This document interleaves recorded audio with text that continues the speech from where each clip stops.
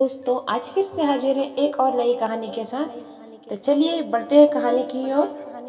बहुत समय पहले की बात है। एक बार एक गुरुजी गंगा नदी के किनारे स्थित एक गांव में अपने शिष्यों के साथ स्नान कर रहे थे।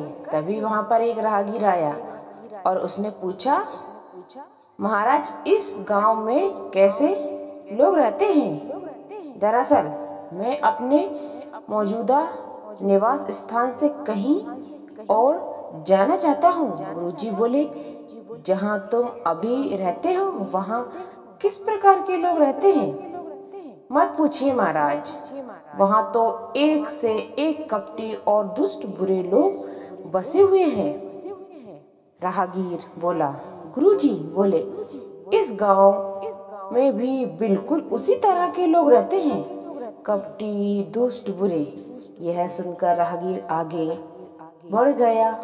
कुछ समय बाद एक और दूसरा राहगीर वहां से गुजरा।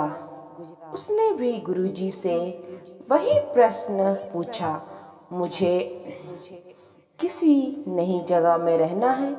क्या आप बता सकते हैं कि इस गांव में कैसे लोग रहते हैं? जहां तुम अभी निवास करते हो वहां किस प्रकार के लोग रहते हैं?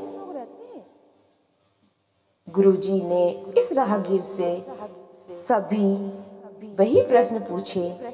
जी हाँ, तो वही बड़े सभ्य, सुलझे और अच्छे लोग रहते हैं। राहगीर बोला, तुम्हें बिल्कुल उसी प्रकार के लोग यहाँ भी मिलेंगे, सभ्य, सुलझे और अच्छे लोग। गुरुजी ने अपनी बात पूर्ण की और दैनिक कार्यों में लग गए।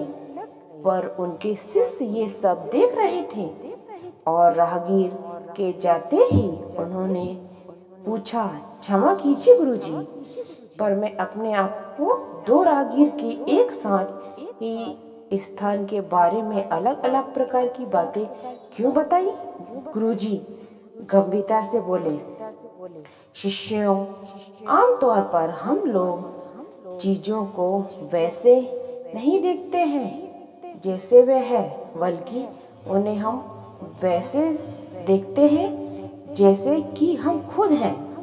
हर जगह हर प्रकार के लोग होते हैं। यह निर्भर करता है कि हम किस तरह के लोगों को देखना चाहते हैं। शिष्य उनकी बात समझ चुके थे और आगे से उन्होंने जीवन में सिर्फ अच्छाई ही ध्यान केंद्रित करने का निश्चित किया। तो दोस्तों, आपको इस कहानी से क्या सीख मिलती है, प्लीज कमेंट करके जरूर बताइए।